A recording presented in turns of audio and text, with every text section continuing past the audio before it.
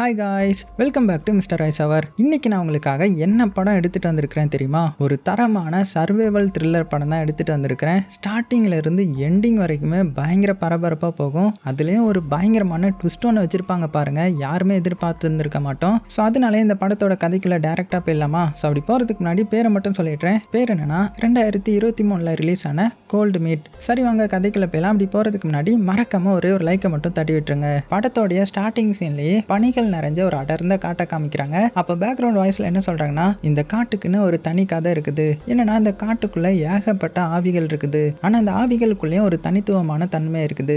அந்த ஆவிகள் நல்ல மனிதர்களை வேட்டையாட மாட்டாங்க. ஆனா பதிலுக்கு கெட்ட மனிதர்கள் இந்த காட்டு பக்கம் வரவே முடியாது. ஏன்னா இந்த காட்டுக்குள்ள இருக்கிற ஆவிகள் கெட்ட மனிதர்களை மட்டும்தான் வேட்டையாடும். யாராவது கெட்ட மனிதன் தப்பி தவறி இந்த காட்டுக்குள்ள வந்துட்டானா ஃபர்ஸ்ட் அந்த ஆவி கெட்ட கனவுகளை அந்த மனிதனுக்கு கொடுத்து கொஞ்ச நேரத்திலே அது உண்மையா வந்து அவனை வேட்டையாடிடும் அப்படின்னு இந்த காட்டை பத்தி சொல்லிட்டு இருக்கும் போது ஒரு காரை காட்டுறாங்க. இந்த காட்டுக்குள்ள மாட்டிட்டு இருக்குது போல, கொட்டுற பனியில கார் நகர முடியாம நின்றுட்டு இருக்குது போல. அது மட்டும் இல்லாம காருக்கு பக்கத்திலே ரத்தமா இருக்குது. இப்ப அப்படியே கட் பண்ணிட்டு கொஞ்ச நாளைக்கு முன்னாடி என்னாச்சுன்னு காட்டுறாங்க. ஸோ அந்த ஒருத்தன் கார்ல வந்து ஏறான் இல்லையா, இவனுடைய பேர் வந்து டேவிட். ஸோ அவசரமா ஏதோ ஒரு ட்ரிப் போயிட்டு இருக்கிறான் போல. போகும்போதே நியூஸ்ல என்ன சொல்றாங்கன்னா, இந்த மாதிரி சுத்தியுமே பனி படர்ந்து இருக்குது. அதனால நீங்க ஷார்ட்கட் ரூட் எல்லாம் எடுக்காதீங்க, டைரக்டான ரூட்லயே போங்க. ஏன்னா பனி நிக்கிறதுக்கு இன்னும் ஒரு 2-3 நாள் ஆகும் போல.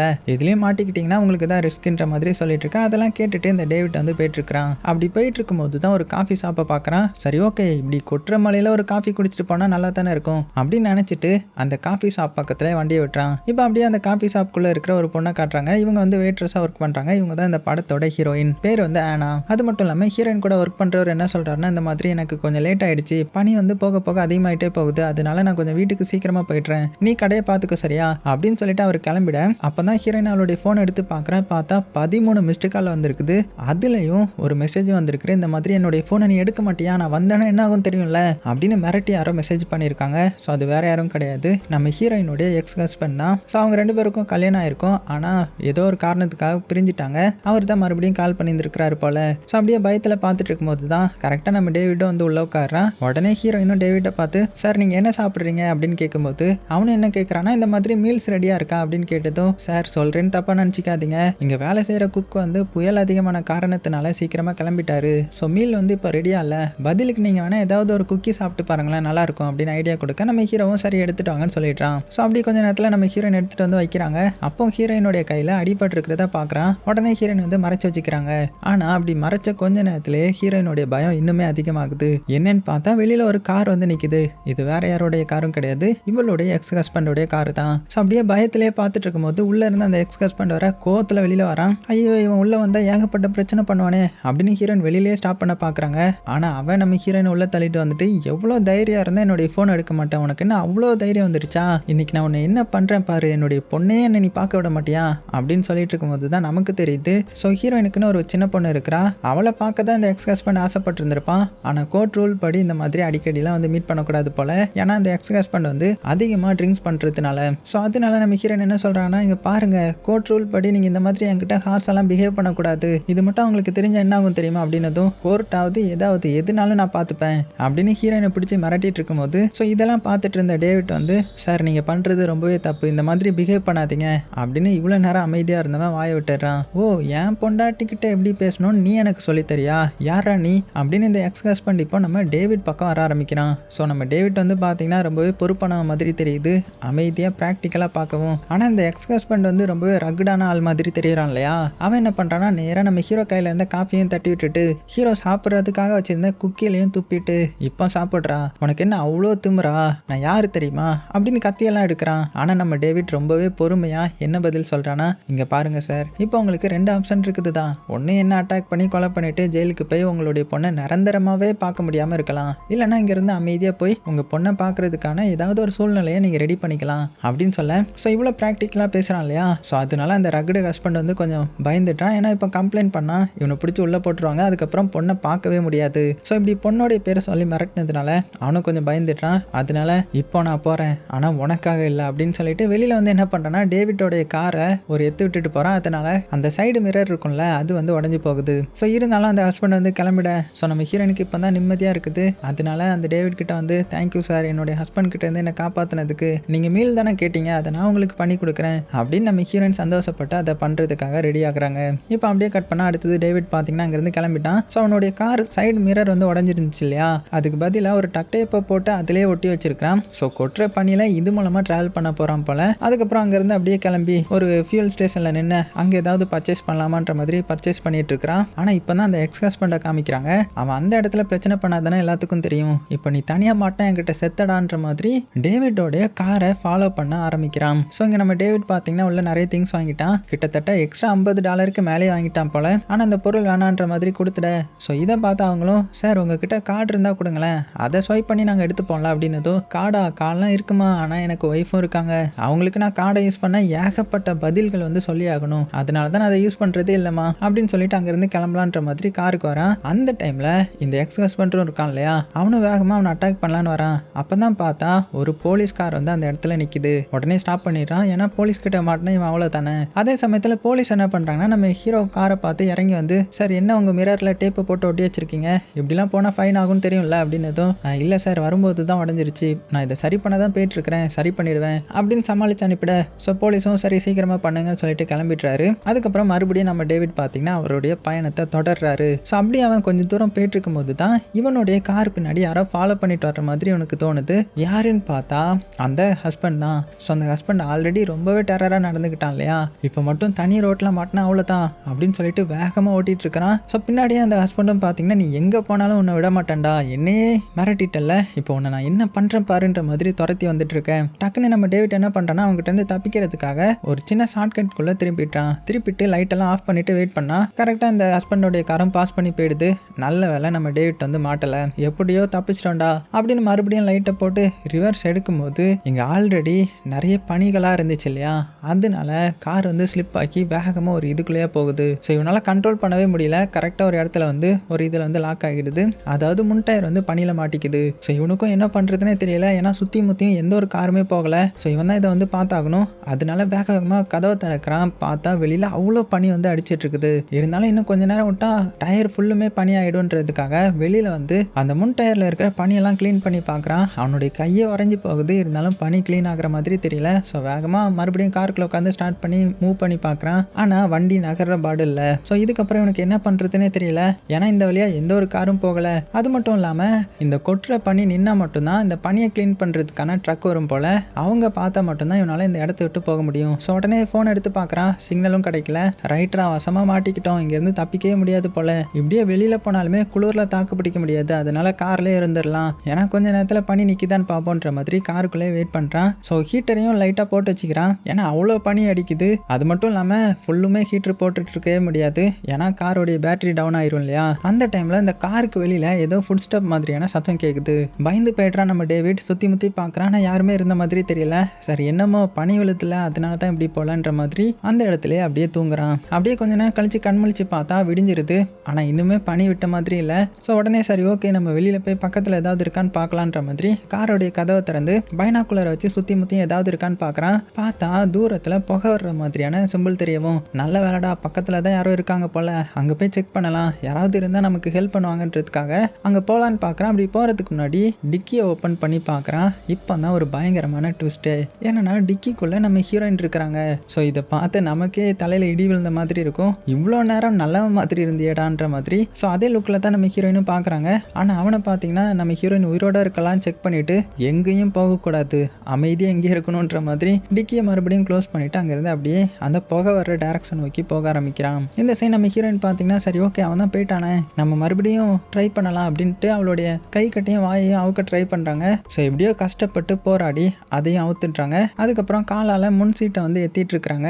ஏன்னா அது மூலமாக எப்படியாவது வெளியில் போயிடலான்ற மாதிரி. ஸோ கொஞ்ச நேரத்திலே முன்னாடி இருக்கிற சீட்டை வந்து கொஞ்சம் ஓப்பன் ஆகுது. அது வழியாக கொஞ்சம் வெளியில் வராங்க. ஏன்னா இந்த காருக்கு பின்னாடியே பேபி சீட் மாதிரி ஒரு சீட் செட்டப் இருக்கும். அதை பிரேக் பண்ணிட்டு எப்படியோ வெளியில் வந்து உட்கார சரி ஓகே இங்கேருந்து தப்பிச்சு போயிடலாம், அவன் வர்றதுக்குள்ளே நம்ம எப்படியாவது யாருக்கிட்டையாவது போய் ஹெல்ப் கேட்டலாம் அப்படின்னு மறுபடியும் ஓட ஆரம்பிக்கிறாங்க. ஆனால் அப்படி ஓடும்போது தான் இந்த பனியவே பார்க்குறாங்க.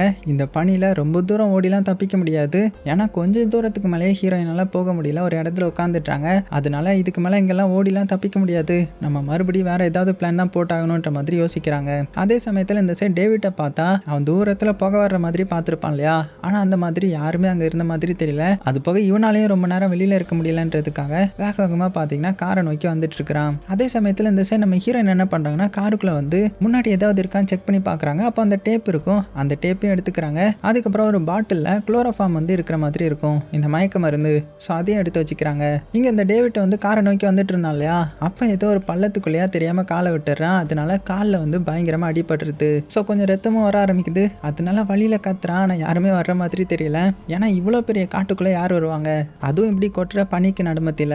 ஸோ அதனால அப்படியே தவுந்து கார் பக்கத்தில் போகிறான். வழி தாங்க முடியல, கத்துறான். ஸோ அந்த டைமில் வந்த ரத்தம் தான் அந்த பனியில் வந்து படர்ந்து இருக்குது போல. எப்படியோ கஷ்டப்பட்டு காருக்குள்ளே ஏறி உட்காந்து வேகமாக அந்த ஹீட்டரை தான் ஆன் பண்ணுறான். ஆன் பண்ணி அவனுடைய உறைஞ்ச கையை அந்த ஹீட்டருக்கு பக்கத்தில் வச்சு மூச்சை வந்து வேகமாக இழுத்து விட்டுறான். அவனால் முடியல. அதே டைமில் ஹீரோயின் பின்னாடி இருக்கிறத அவன் பார்க்கல. ஸோ ஹீரோயினும் பார்த்தீங்கன்னா பயத்தோடய நடுக்கத்தோடய உட்காந்துட்டு இருக்கிறாங்க. ஏதோ ஒரு பிளான் பண்ணியிருக்காங்க போல. அதே சமயத்தில் இவன் எங்கே என்ன பண்ணுறான்னா அந்த கத்தியை எடுத்து பேண்ட்டை கிழிச்சு பார்க்குறான். பார்த்தா கால் பயங்கரமாக அடிபட்டிருக்குது. ஸோ இதை பார்த்ததுமே பயங்கர டென்ஷனாக ஃபர்ஸ்ட் காலை ரெடி பண்ணோன்னு கத்தியை சைடில் வச்சு ரெடி பண்ணலான்னு பண்ணிட்டு இருக்கும்போது தான் சைடில் பார்க்குறான். பார்த்தா அங்கே இருக்கிறதெல்லாம் ஓப்பன் ஆகி கிடக்கவும் இவனுக்கு கொஞ்சம் டவுட் வர ஆரம்பிக்குது. ஸோ அந்த சந்தேகத்திலேயே பேக் மிரரை பார்க்குறான். அப்படி பார்க்கும்போது பின் சீட்டில் நம்ம ஹீரோயின் மறைஞ்சிருக்கிறது தெரிய வருது. உடனே என்ன பண்ணுறான்னா மெதுவாக கத்தி எடுக்கலான்னு போகும்போது இதை சுதாரிச்சுக்கிட்ட ஹீரோயின் என்ன பண்ணுறாங்கன்னா வேகமாக மயக்க மருந்து மிக்ஸ் பண்ண மருந்து அவனுடைய மூக்கில் வைக்க அவ்வளோதான், கொஞ்ச நேரத்திலே அவன் அப்படியே மயங்கிட்டான். ஸோ அப்படி மயங்கினவனுக்கு திடீர்னு ஒரு கனவு வர்ற மாதிரி இருக்குது. அதில் அவன் இந்த காட்டுக்கு நடுமத்தில் இருக்கிறான். அது மட்டும் இல்லாமல் அவனுடைய கை ஃபுல்லாக ரத்தமாக இருக்குது, வாயிலையும் ரத்தமாக இருக்குது. முன்னாடி ஏதோ மான் மாதிரியான கிரியேச்சர் செத்து கிடக்கிற மாதிரி தெரியவும் டக்குன்னு பயத்தில் அவன் கண் முழிச்சுக்கிறான். பார்த்தா எல்லாமே இது அவனுடைய கனவு தான். அது மட்டும் இல்லாமல் இப்போ நம்ம ஹீரோயின் என்ன பண்ணி வச்சிருக்காங்கன்னா அவனுடைய கை உடம்பு அப்படின்னு எல்லாத்தையுமே இந்த டேப்பை போட்டு கட்டி வச்சிருக்காங்க. அவனால் அசைய கூட முடியல. அப்புறமா கழுத்தில் கத்தியை வச்சு ஏன்டா இப்படி பண்ண, என்னை எந்த இடத்துக்கு கூட்டிகிட்டு வந்திருக்கிற, இது எந்த இடம் அப்படின்னு கேட்கும்போது அவன் ரொம்ப கூலாக பதில் சொல்கிறான். இங்கே பாரு, நான் எங்கே வந்தேன்றது எனக்கே தெரியல, நம்ம 2 பேரும் இங்கே வசமாக மாட்டிக்கிட்டோம். ஸோ ஒன்னாலே இங்கேருந்து வெளியில் போனால் தப்பிக்க முடியாதுன்னு போது ஹீரோயின் பயங்கர டென்ஷனா இந்நேரத்துக்கு எங்கள் அம்மா வந்து போலீஸ்கிட்ட இன்ஃபார்ம் பண்ணியிருப்பாங்க பொண்ணை காணோன்னு சொல்லிட்டு, கண்டிப்பாக அவங்க என்ன தேடி வருவாங்க, நீ மாட்டின பாரு அப்படின்னதும் இவன் வில்லத்தனமாக சிரிச்சுக்கிட்டே என்ன சொல்கிறேன்னா உங்கள் அம்மாலாம் உன்னை கம்ப்ளைண்ட் பண்ணியிருக்க மாட்டாங்க. ஏன்னா உன்னை நான் கடத்தும் போது என்ன பண்ணேன்னா உன்னுடைய ஃபோனை தூக்கி வெளியில் போட்டுட்டேன். அப்படி போடுறதுக்கு முன்னாடி உன்னுடைய ஃபிங்கர் பிரிண்ட்டை வச்சு ஓப்பன் பண்ணி உன்னுடைய அம்மாவுக்கு நானே ஒரு மெசேஜை வந்து டைப் பண்ணிட்டேன். இந்த மாதிரி நான் என்னுடைய எக்ஸ் ஹஸ்பண்ட் வீட்டுக்கு போகிறேன், நான் வர்றதுக்கு லேட் ஆகும், என்னை தேடாதீங்கன்ற மாதிரி. அதனால கண்டிப்பாக அவங்க உன்னை தேடி இருக்கவே மாட்டாங்க, அதனால நீ இங்கே தான் இருக்க போகிற அப்படின்னு சொல்ல ஹீரோயினுக்கு வருமே பாருங்க கோவம், பயங்கர ஆக்ரோஷமாகறாங்க. உடனே இவனுடைய வாலெட் இவனுடைய ஃபோன் எடுத்து அங்கே சிக்னல் இருக்கான்னு செக் பண்ணி பார்க்குறாங்க. பார்த்தா சுத்தமாக சிக்னலுமே இல்லை. உடனே இவன் என்ன சொல்கிறான்னா இங்கே பாரு, நம்ம 2 பேரும் இங்கே வசமாக மாட்டிக்கிட்டோம். ஸோ நம்ம உயிர் வாழ்கிறதுக்கு கண்டிப்பாக இந்த ஹீட்டர் தேவை. நீ இப்படியே போட்டுகிட்டே இருந்தீங்கன்னா பேட்டரி வந்து டவுன் ஆகிடும், அதுக்கப்புறம் உள்ளே மாட்டிக்கிட்டு சாக வேண்டியது தான் அப்படின்னு சொன்னதுமே நம்ம ஹீரோயினும் அதை புரிஞ்சுக்கிட்டு ஹீட்டரை வந்து கொஞ்சம் ஆஃப் பண்ணி விட்டுறாங்க. ஏன்னா அப்போ தான் பேட்டரி வந்து டவுன் ஆகாமல் இருக்குன்றதுக்காக. அப்புறமா ஹீரோயின் என்ன பண்ணுறாங்கன்னா உடனே அவனுடைய வாலெட்டை செக் பண்ணி பார்க்குறாங்க. உள்ளே பார்த்தா ஏகப்பட்ட ஐடி இருக்குது.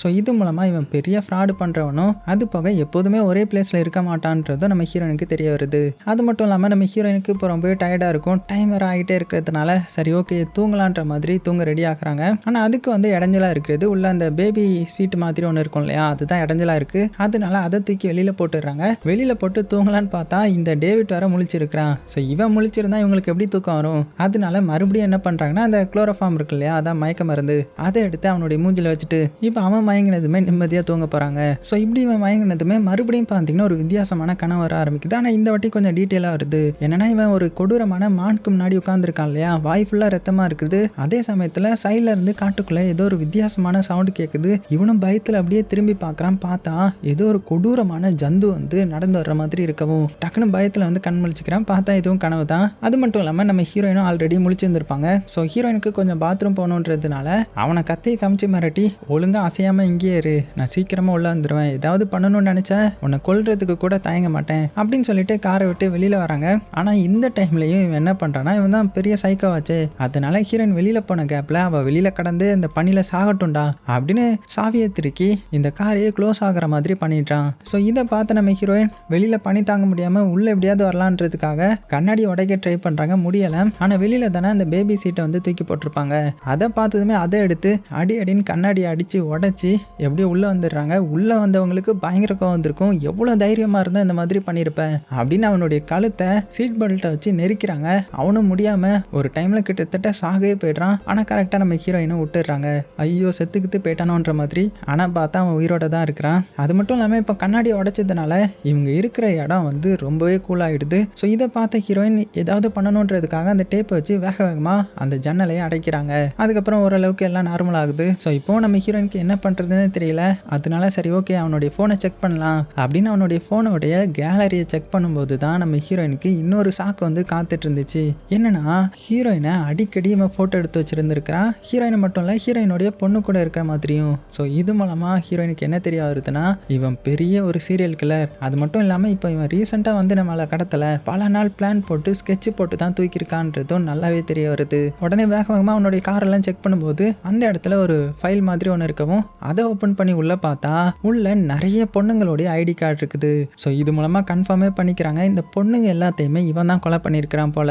உடனே அவனை பார்த்து கோவமான முகத்தோட ஏன் இப்படி பண்ணுற, யார் நீ, உனக்கு என்னதான் வேணும், எத்தனை பேரை இப்படி கடத்தி கொலை பண்ணியிருக்க அப்படின்ற மாதிரி பயங்கர ஆக்ரோஷத்தோட கேட்க. ஆனால் அவனை பார்த்தீங்கன்னா ரொம்பவே கூலா அதுவா அது எனக்கு தெரியல, ஆனால் ஸ்டார்டிங்கில் நான் வந்து கொலை பண்ண ஆரம்பித்ததே ஒரு கலை தான், அது எனக்கு புது விதமான தைரியத்தையும் நம்பிக்கையும் கொடுத்துச்சு தெரியுமா அப்படின்னு இப்போ தான் அவனுடைய ஃபஸ்ட்டு யாரை கடத்தினானோ அதை பற்றி சொல்ல ஆரம்பிக்கிறான். ஸோ ஆக்சுவலாக இவன் என்ன பண்ணுறான்னா இவனை நம்பி காரில் ஏறணுன்றதுக்காக இவன் கையில் இவனுக்கு கல்யாணம் ஆயிட்டுன்ற மாதிரி ஒரு ரிங்கையும் பேக் சீட்டில் ஒரு பேபி சீட்டையும் வச்சிருக்கிறான். ஏன்னா அப்போ தான் யாராவது பார்த்து ஓ இவன் ஃபேமிலி மேனுன்ற மாதிரி நம்புவாங்கன்றதுக்காக. ஸோ அதனால அப்படியே ஒரு நாள் ரோட்டில் போயிட்டு இருக்கும்போது ஒரு பொண்ணு வந்து லெஃப்ட் கேட்டிருக்கிறாங்க. ஸோ இவனும் பார்த்தீங்கன்னா ஸ்டாப் பண்ணியிருக்கிறான். ஸோ இவனுடைய தோற்றம் அது மட்டும் இல்லாமல் பேக் சீட்டில் சின்ன குழந்தைங்களுடைய பொம்மை, பேபி சீட் இதெல்லாம் பார்த்து இவன் ஒரு ஃபேமிலி மேன் தான். ஸோ இவனால் நமக்கு என்ன ஆபத்து வரப்போகுது நம்பி இவன் கூட காரில் ஏறி லிஃப்ட் கேட்டு போயிருந்திருப்பாங்க. போக போக நார்மலாக தான் பேசியிருந்திருப்பான். ஆனால் ஒரு டேர்னிங்லாம் அவன் திரும்பாமல் நேராக போக இவங்களும் எங்கே போகிறீங்க, நான் இந்த சைடில் தான் போகணும், வண்டியை ஸ்டாப் பண்ணுங்க அப்படின்னு கேட்டுருந்துருப்பாங்க. ஆனால் இவனும் அந்த இடத்துல நிறைய டிராஃபிக் இருக்கும் அதனால தான் இப்படி போகிறேன், இன்னும் கொஞ்ச நேரத்தில் அவங்கள விட்டுருவேன்ற மாதிரி சமாளித்து பார்த்துருந்துருப்பான். ஆனால் அவங்க விடாமல் கத்திக்கிட்டே நான் போலீஸை கூப்பிடுவேன் அப்படின்னு மிரட்டினதுனால இவன் என்ன பண்ணுறான்னா மறைச்சி வச்சிருந்த கத்தி எடுத்து அவங்களுடைய சவுண்டை மொத்தமாக நிப்பாட்டி இருந்திருப்பான். ஸோ அதுதான் என்னுடைய ஃபர்ஸ்ட் கொலை. அதுக்கப்புறம் நான் நிறைய கொலைகள்லாம் பண்ணிட்டேன், அதுவும் நிறைய கொலைகள் வந்து எனக்கு எப்படி பண்ணேன்னு மறந்துட்டுனா பார்த்துக்கோயேன் அப்படின்னு சொல்ல. ஸோ இந்த வார்த்தையெல்லாம் கேட்டதுமே நம்ம ஹீரோயினுக்கு பயங்கர பயமாக எடுத்து இனிமேல் இவன் பேசவே கூடாதுடான்றதுக்காக வேகமாக அவனுடைய வாயில டேப்பை போட்டு ஒட்டி வச்சிடுறாங்க. அதுக்கப்புறம் நம்ம ஹீரோயின் நல்லா தூங்கிடுறாங்க. ஆனால் திடீர்னு பார்த்தீங்கன்னா ஏதோ ஒரு சத்தம் கேட்டு முழிச்சுக்கிறாங்க. என்னன்னா இந்த காருக்கு பக்கத்துலேயே ஏதோ ஒரு மிருகம் நிற்கிற மாதிரியும் இவங்க காருக்கு மேலே ஏதோ ஒன்று விழுற மாதிரியும் சத்தம் கேட்குது. ஸோ நம்ம ஹீரோயின் ரொம்ப பயந்துடுறாங்க. அது மட்டும் இல்லாமல் அந்த டேவிடும் பார்த்தீங்கன்னா கண் முழிச்சு அப்படியே பரபரப்பாக பார்த்துட்டு இருக்கிறான். அந்த டைமில் கொடூரமான மிருகம் பக்கத்தில் இருக்கிற மாதிரியான சவுண்ட்லாம் கேட்குது. இவங்க பயந்துடுறாங்க. பதிலுக்கு மேலே இருந்தும் தட்ட ஆரம்பிக்குது. அதுலேயும் ஃப்ரண்ட் கண்ணாடியில் தட்டுது. அதோடைய கையை பார்க்கறதுக்கு மனிதர் கை மாதிரி இருக்குது. ஸோ மிரண்டு போன ரெண்டு பேரும் பயந்துக்கிட்டே என்ன பண்ணுறாங்கன்னா அவங்க கார் ஆன் பண்ணுற மாதிரி பண்ண இங்கே ஹீரோயின் ஹாரனை வந்து அமைக்கிட்டே இருக்கிறாங்க. ஸோ அந்த சத்தம் கேட்டு கொஞ்ச நேரத்தில் அந்த மிருகம் அங்கேருந்து ஓடி போயிருது போல். அந்த இடமே கொஞ்சம் நார்மலாகிடுது. ஸோ இதுக்கப்புறம் தான் இவங்களுக்கே நிம்மதியாக வருது. அது மட்டும் இல்லாமல் இப்போ டேவிட் என்ன சொல்கிறான்னா என்னுடைய கால் ரொம்பவே ஒரு மாதிரி இருக்குது, என்னன்னு பாரு அப்படின்னு சொல்ல. ஸோ நம்ம ஹீரோயினும் என்னன்னு எடுத்து பார்க்குறாங்க. பார்த்தா அவனுடைய காலோடைய ரத்தமே உறைஞ்சி போய் கருப்பாக மாறிடுச்சு போல. ஸோ இதை பார்த்த ஹீரோயின் இங்கே பாரு உன்னுடைய கால் இன்னும் கொஞ்ச நேரத்தில் போக போகுது, இதே மாதிரி பனி பெஞ்சிட்டு இருந்துச்சுன்னா உனக்கு கிஃப்டாக ஒரு காலை எடுத்துருவாங்க அப்படின்னு சொல்லிட்டு அவங்க மேப் இருக்கிறத பார்க்குறா. ஸோ அதை எடுத்து செக் பண்ணி பார்க்கலான்னு பார்க்குறா. அப்போ தான் அவளுக்கு தெரிய வருது இவன் அந்த காட்டுக்கு நடுமத்தில மாட்டியிருக்கான்றது. அப்போ தான் என்ன சொல்கிறேன்னா இந்த மாதிரி எங்கள் அம்மா சின்ன வயசாக இருக்கும்போது எனக்கு ஒரு கதை சொல்லியிருக்காங்க. என்னன்னா இந்த காட்டில் ஒரு லெஜண்ட் கதை ஒன்று இருக்குதான், கெட்ட எண்ணத்தோட இந்த காட்டுக்குள்ளே இருக்கிறவங்கள இங்கே இருக்கிற ஆவி வந்து வேட்டையாடிடுமா. ஸோ அதுக்கு ஃபஸ்ட்டு சைனாக நிறைய கனவுகள்லாம் வரும், நீ கூட அடிக்கடி முழிக்கும் போது உனக்கு நிறைய கெட்ட கனவுகள்லாம் வந்துச்சா அப்படின்னு சொல்ல. ஆனால் அவன் அதை பெருசாக எடுத்துக்க மாட்டேங்கிறான். ஆனால் இந்த டைமில் திடீர்னு அந்த இடமே இருட்டாகிடுது. என்னன்னா இவங்களுடைய கார் பேட்டரியில் தானே இவ்வளோ நேரம் அங்கே லைட்லாம் எரிஞ்சிட்டு இருந்துச்சு, அது கம்ப்ளீட்டாக டவுன் ஆகிடுச்சு போல். ஸோ இனிமேல் இந்த இடமே ரொம்பவே குளிர ஆரம்பிக்க போகுது. அப்படியே ஒரு மணி நேரத்துக்கு அப்புறம் காமிக்கிறாங்க இந்த கார் ஃபுல்லாக மறுபடியும் பனியாக சூழ்ந்துருது. உள்ளே பார்த்தா ரெண்டு பேருமே உறைஞ்ச நிலையில் இருக்கிறாங்க. அதுவும் நம்ம ஹீரோயின் அந்த டேவிட்டை கட்டி பிடிச்ச மாதிரி இருக்கிறான். ஏன்னா ரெண்டு பேருடைய பாடி ஹீட் மூலமாக தான் இப்போ இவங்க தப்பிக்க முடியும். இருந்தாலும் நம்ம ஹீரோயின் கத்தி அவனுடைய கழுத்துக்கிட்ட தான் வச்சிருக்கிறான். நீ ஏதாவது பண்ணணும்னு நினச்சின்னு வச்சுக்கோயேன், இதை வச்சு ஒரே சொருகு தான் அப்படின்னு சொல்லிட்டு இருக்கேன். அப்போ தான் அந்த டேவிட் அவனை பற்றி சொல்ல ஆரம்பிக்கிறான். இந்த மாதிரி நான் சின்ன வயசாக இருக்கும்போது என்னுடைய அம்மா வந்து என்னை ரொம்பவே கஷ்டப்படுத்துவாங்க, நான் ரொம்பவே கஷ்டமான சூழ்நிலைகளெல்லாம் தாண்டி தான் இருந்தேன், அதனால நான் ஃபஸ்ட்டு கொலை பண்ணது யாரை தெரியுமா, என்னுடைய அம்மாவை தான். நான் எப்படியோ இருந்திருக்க வேண்டியவன், ஆனால் இப்படி நான் மாறினதுக்கு காரணம் என்னுடைய சின்ன வயசு பருவம் தான் அப்படின்னு சொல்ல. அதை கேட்ட நம்ம ஹீரோயின் இப்போ அவளுடைய கதையை சொல்ல ஆரம்பிக்கிறான். நானும் சின்ன வயசாக இருக்கும்போது ஒரு ஆர்ஃபனேஜில் தான் வளர்ந்தேன். அது மூலமாக ஒருத்தர் என்னை தத்தெடுத்தாரு. ஆனால் அவர் மூலமாகவும் நான் நிறைய சித்திரவதையை வந்து அனுபவித்தேன். கிட்டத்தட்ட என்னுடைய 15வது வயசில் தான் நான் அவரை பற்றி கம்ப்ளைண்ட் பண்ணி அதுலேருந்து வெளியில் வந்தேன். ஆனால் அதுக்கப்புறம் தான் என்னுடைய ஹஸ்பண்டான அந்த குடிகாரங்கிட்ட மாட்டிக்கிட்டேன். அதுக்கப்புறமும் நிறைய போராடி கடைசி எனக்கு ஒரு குழந்தை பிறந்ததுக்கு அப்புறம் தான் என்னுடைய வாழ்க்கையே சந்தோஷமாக மாறிச்சு. ஆனால் அந்த குழந்தையுமே அவன் பறிச்சுக்க நினச்சான். இருந்தாலும் இப்போ அந்த குழந்தையினால தான் நான் ஹாப்பியாக இருக்கிறேன். ஸோ எனக்கு வாழ்க்கையில் ஒரே ஒரு ஆசை தான், சின்ன வயசில் நான் எதெல்லாம் கஷ்டப்பட்டனோ அதெல்லாம் என் பொண்ணு படக்கூடாது, எதெல்லாம் எனக்கு கிடைக்கலையோ அதெல்லாம் என் பொண்ணு உனக்கு கிடைக்கணும் அப்படின்ற மாதிரி ரொம்பவே எமோஷனலாக பேசுகிறாங்க. ஆனால் டைம் ஆக ஆக இவங்க 2 பேரும் உரைய ஆரம்பிக்கிறாங்க இல்லையா.